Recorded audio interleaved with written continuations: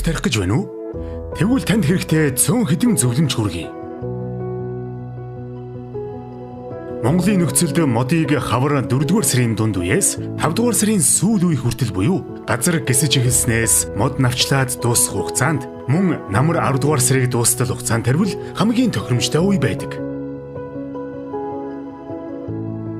Эхлээд модны хэмжээнээс шалтгаалan нүх буюу тогоогоо ухаж бэлтгэнэ. 2 м орчим өндөртэй суулгацсанд 50 см-ийг харьцах 50 см-ийн диаметртэй тогоо бэлтгэнэ. Бэлэн болсон тогоогоо дүүртэл услаад хонуулбал их сайн.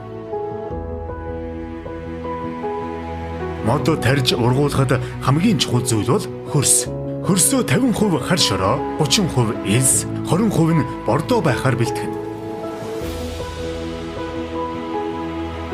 Тогооны голд суулгацын үндсийг нугалж гинтээхгүйгээр жигд тараан суулгана. Суулгацын үндсийг гинтээхээ сэргийлэн хөрсийг баг багаар үндэсний хүзүүвч хүртэл хийн сайтар чигжиж өгнө. Тогооны ирмэгээс доош ердөө 20 см зайвалтай.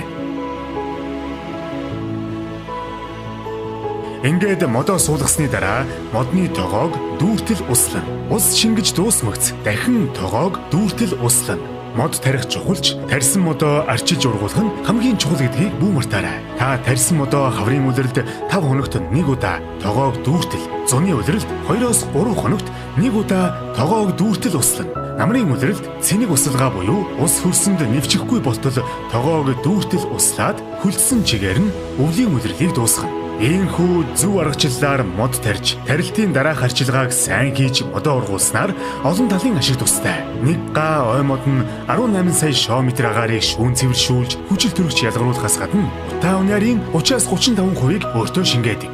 Ялангуяа навчит мод дуу чимээний 25%-ийг замхруулж, тоос шороог 21-ээс 76% хүртэл өөртөө барих ач тустай. Үүнээс гадна хүний сэтгэл зүйд таатай нөлөө үзүүлдэг.